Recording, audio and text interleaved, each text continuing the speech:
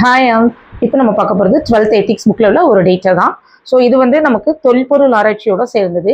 So தமிழ்நாட்டில் தென் தமிழ்நாட்டில் உள்ள குகைகளில் பார்த்தோம் அப்படின்னா பிராமி வடிவத்தில் மட்டும் நமக்கு கல்வெட்டில் வந்து பிராமி வடிவத்தோட சேர்த்து தமிழி, திரமிழி, திராவிடி அப்படிங்கிற அழைக்கப்படுற மூன்று வெவ்வேறுபட்ட வரி வடிவங்கள்ல இருக்கிறதையும் ஆய்வுகள் மூலமா கண்டுபிடிச்சிருக்காங்க.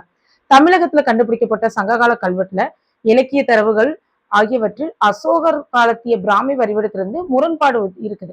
அதாவது அசோகர் காலத்துல உள்ள கல்வெட்டுக்கும் நமக்கு தென் தமிழகத்தில் உள்ள கல்வெட்டுக்கும் அந்த எழுத்துக்கள் வந்து நிறைய முரண்பாடு இருக்கு அப்படின்னு கண்டுபிடிச்சிருக்காங்க. இவற்றை இக்கல்வெட்டை ஆராய்ந்த ஐராவரம் மகாதேவன், நமக்கு எல்லாருமே தெரிஞ்ச பர்சன் தான்.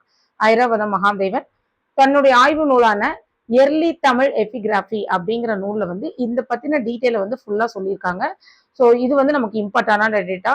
ஸோ எர்லி தமிழ் எபிகிராபி அப்படிங்கிற புக்கை யார் எழுதினாங்க அப்படின்னு கேட்டோம்னா நமக்கு ஐராவரம் மகாதேவன் அப்படிங்கிறது ஆன்சர். ஸோ தமிழ் மொழியை எழுத பயன்படுத்தப்பட்ட பழந்தமிழ் வரி வடிவத்தை தமிழ் பிராமி என்று அழைக்காமல் தமிழி என்றோ அல்லது பழந்தமிழ் என்றோ அழைக்க வேண்டும் என்று வேண்டுகோள் விடுக்கிறார். அவர் என்ன சொல்றாரு, பழந்தமிழ் மொழி எழுத்து வடிவத்தை வந்து நம்ம பிராமின்னு சொல்லக்கூடாது, பிராமின்னு சொல்லாம ஒண்ணு தமிழின்னு சொல்லுங்க, அப்படி இல்லைன்னா பழந்தமிழ் எழுத்துக்கள் அப்படின்னு சொல்லுங்கன்னு சொல்லி யாரு வேண்டுகோள் விடுக்கிறாங்க நமக்கு, ஐராவதம் மகாதேவன்.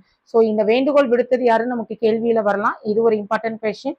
அதே மாதிரி நமக்கு வந்து தமிழ் கல்வெட்டுல வந்து பிராமி வரிவடத்தோட இல்லாம தமிழி, திரமிழி, திராவிடி அப்படிங்கிற மூன்று வெவ்வேறுபட்ட வரி வடிவங்களும் இருக்குதுன்னு கண்டுபிடிச்சிருக்காங்க. ஸோ இதுல இந்த இம்பார்ட்டன்ட் டேட்டா பார்த்துக்கோங்க. தேங்க்யூ.